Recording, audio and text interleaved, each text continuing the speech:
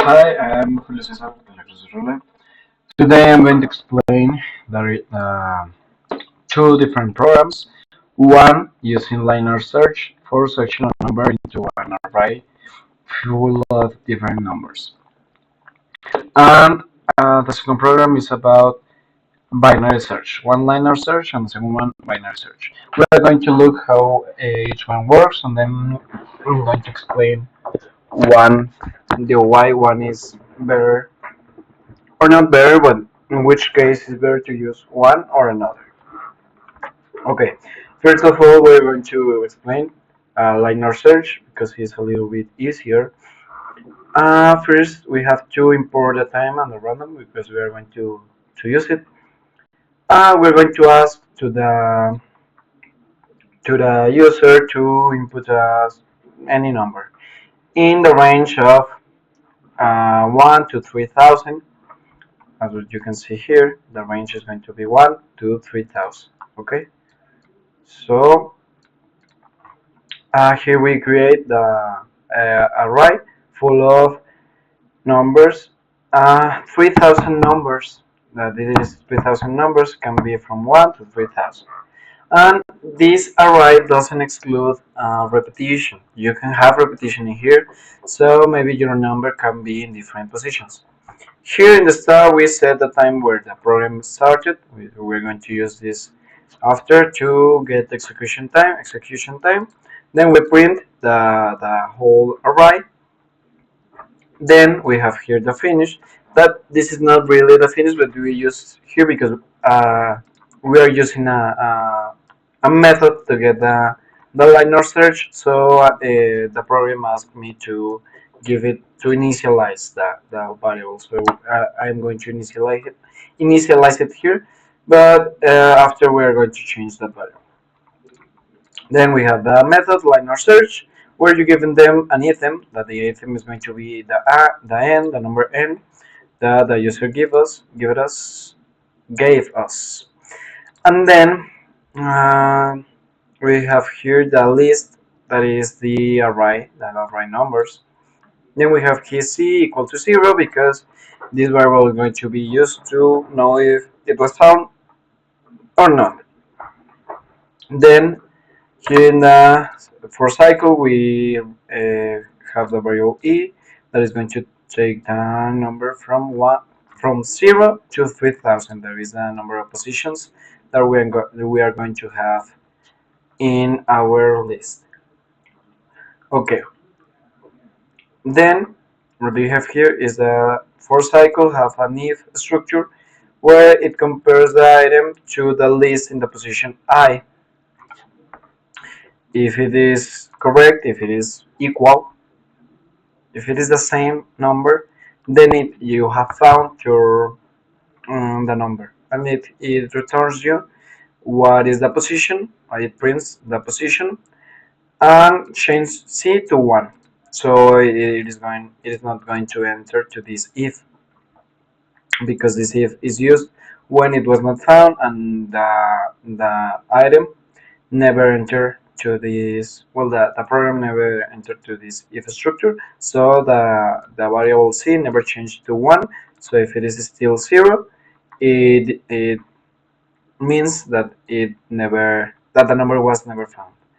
So here we print that the number was not found, and we set the finish time as we did here.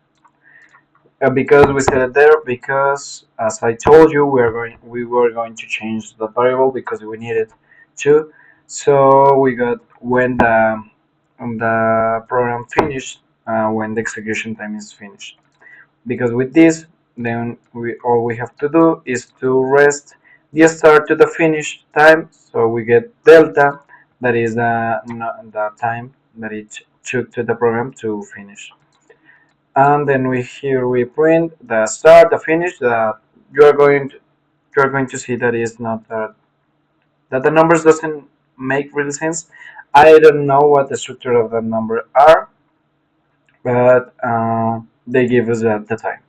And then here we print the execution time with the format that you can see it as seconds. So That will be the code. Here we use the method, and okay, let's see how much it takes to the program to find the number. We are going to go with the number 123, that is 123. So we give it here. Here the program gives us the 3,000 numbers, and then here it says that your number was found in this collection, in this list of 3,000 different, well, not different numbers, but 3,000 numbers. And it says that it's in the position 923, 923, and in the position 2,611. It was found in these two positions. Then it says the execution time that it took to find um, these two positions. So it took to the program 0.0095 seconds. That is less than 1 second that it took to the program to find this in an array of 3,000. Okay, now we are going to see the binary search. Now I'm going to explain how the binary search works, because this one is a little bit more complicated, because it is not going to look for the number position by position. Okay, how the binary works, how the binary search works. Okay, it works by taking a pivot from the array, that this pivot is taken with the maximum, the size of the array is divided by 2, and that is the middle of the array, and this middle of the array is taken as a pivot. So this position, this pivot position, is going to be compared with the number that you're looking for. So the number that is in the pivot position uh, is going to be compared, and if it is higher, if the number that you're looking for is higher than the one that is in the pivot, so it's going to take the half that is higher.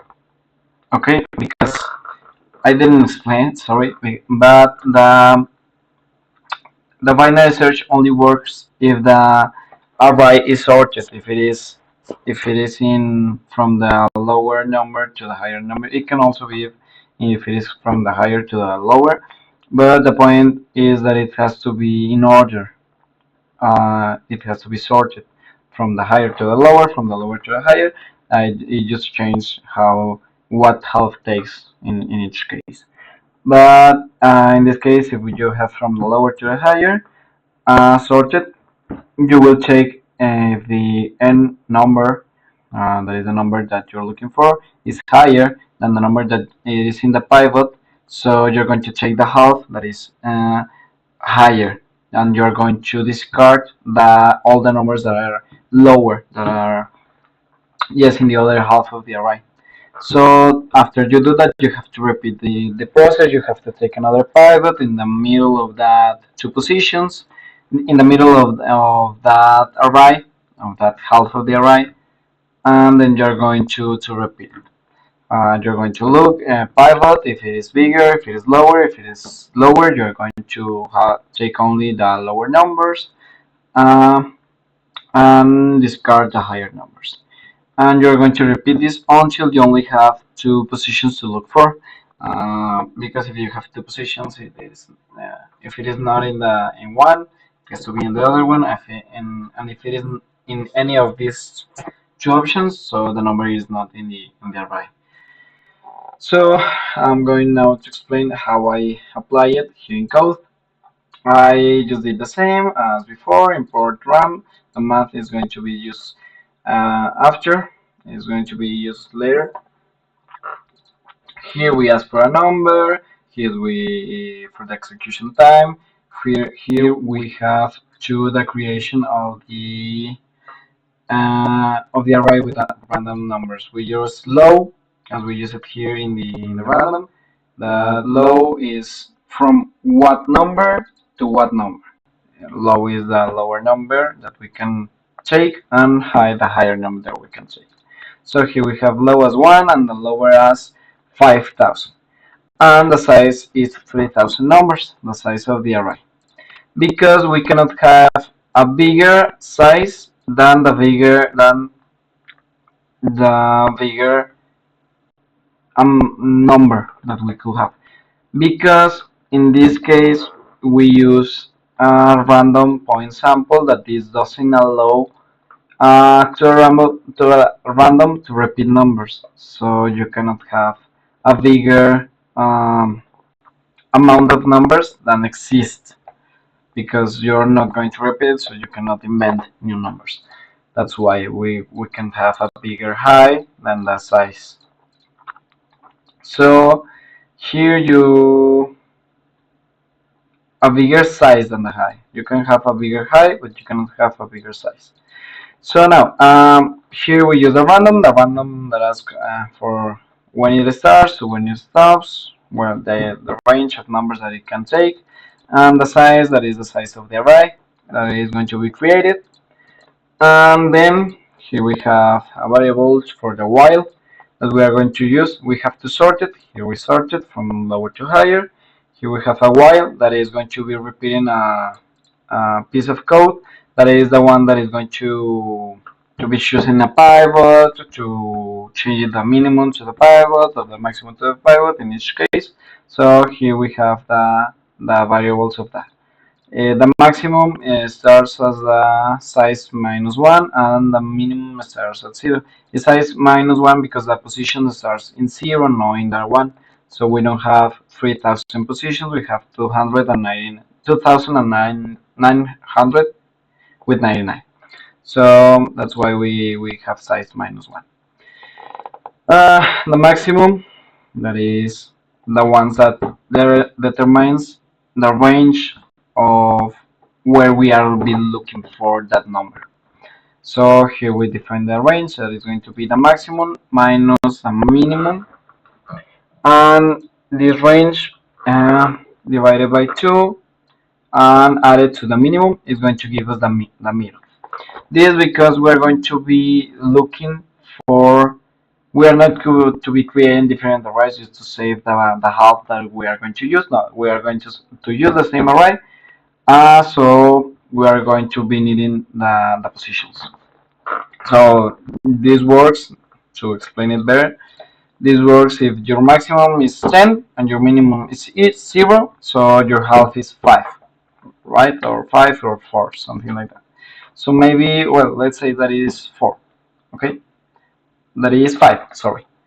Because 10 minus 0 gives us 10, and 10 divided by 2 gives us 5, and 5 plus the minimum, that is 0, gives us 5. So our pivot is the position 5. So maybe we're looking for the number 2, and in the pivot there is a number 4. So it is lower, so we're going just to take that.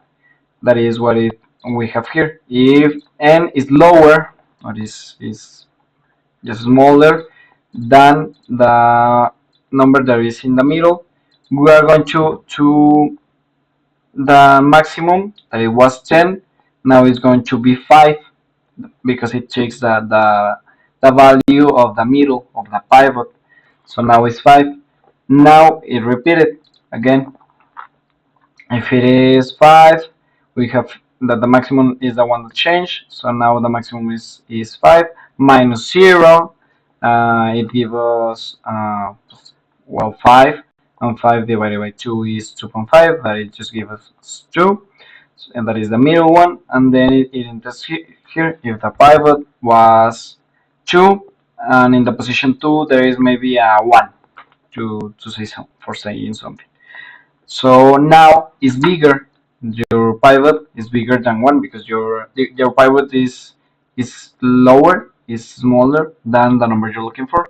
So you can say that the number you're looking for is bigger than the pivot. So now you take so the minimum takes the value of the middle, and then you repeat it again.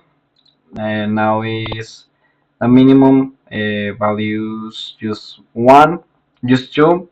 So now it's 5 minus 2 because the maximum didn't change. 5 minus 2, that gives us 3. 3 divided by 2 is 1.5. So it is 1 because the math point frunk just give us the natural number, not the decimal. And it is added to the minimum, that the minimum was 2, and now the result of this is 1. So it gives us 3. that is actually the middle between two. It is not the middle, but it is the near to the middle between 2 and 5. So now that we have the number 3, it repeated again, and that is how it works. That is how it works, the minimum and the maximum. That is why we have it, because it's going to be taking the place of the pivot, depending on the case. And in the case that the pivot is the same as the number that we're looking for, uh, that the number that is in the pivot position is the same as the number we're looking for, so we found it, and we don't have to be looking more for it. So that's why the correct variable changed to true, so the while didn't repeat again. Doesn't repeat again. And in case that we only have two numbers, saying that we have maybe position 5 and position 4, so it just can be in the maximum, in the minimum, or in the middle. And it just make this verification. If it is not in any of them, it just change it to true, and then it takes the time. So if it is in one of these ones, it will use well, it is not really necessary to have this here because we have it in another point. It is not necessary to have it in each one. I am going to edit it later. But well, it doesn't care. It just have to that if it is in the maximum, it prints the maximum position, the minimum position, and the middle position. And that is how it works. It is going to give it to you what position was the number that you were looking for, in what position were.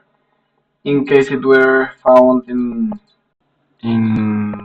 well, here it changed a little bit because if it was found in the last options, it's going to be printed like this, and if it was found as in the normal run, it's going to be printed like this. But it prints basically the same, just the position that it was found your number. Then here's the same as it was before, and the start, the finish time, and the execution time, how long it takes. And we're going to prove it.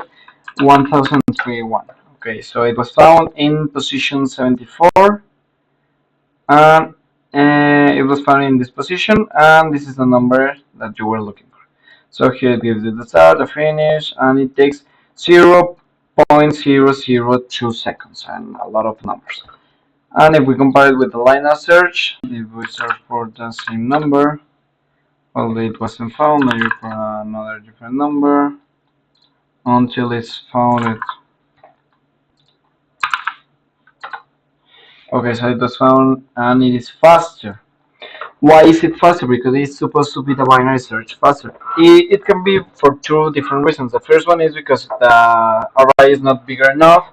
You're lucky. Well, three different reasons. The binary, the array is not bigger enough to need for a binary search. I think it's bigger enough. So another option is that it has you're lucky and it was found in a near position to the beginning. That if the number you're looking for is near to the beginning, is where the line of search is faster because it is one by one starting in the position 0. So and the third one is that because I program different the binary search than some people does, so maybe that's what I changed the time of execution. But if in any case, we're going to check it with bigger numbers. We're going to check it which one is faster. Okay, first we have the line of search. We're going to search for 1231, and it was found in several positions because we have a lot of numbers. So then it was found in a lot of positions. But what is important is how long it takes to it. It takes to it 1 second, 1.02 seconds. And to the binary search, how long will it take? 1231. And it takes 1.8 seconds. Okay. As I told you, this could be for two different reasons, for the different reasons that I mentioned. And the difference between the line of search, just to summarize all what that we see in this video, is that first you can use line of search when your array is not in order, and when they are smaller arrays that it doesn't manage a lot of mm, a bigger, well, not a bigger, a big amount of numbers, a big amount of quantity of numbers. And the binary search is useful when you have your array sorted, and when it's a bigger amount of numbers. And that will be all by my for my video. I hope this helps you to understand better the liner and the binary search and how to use it. So thank you for watching the video, and see you.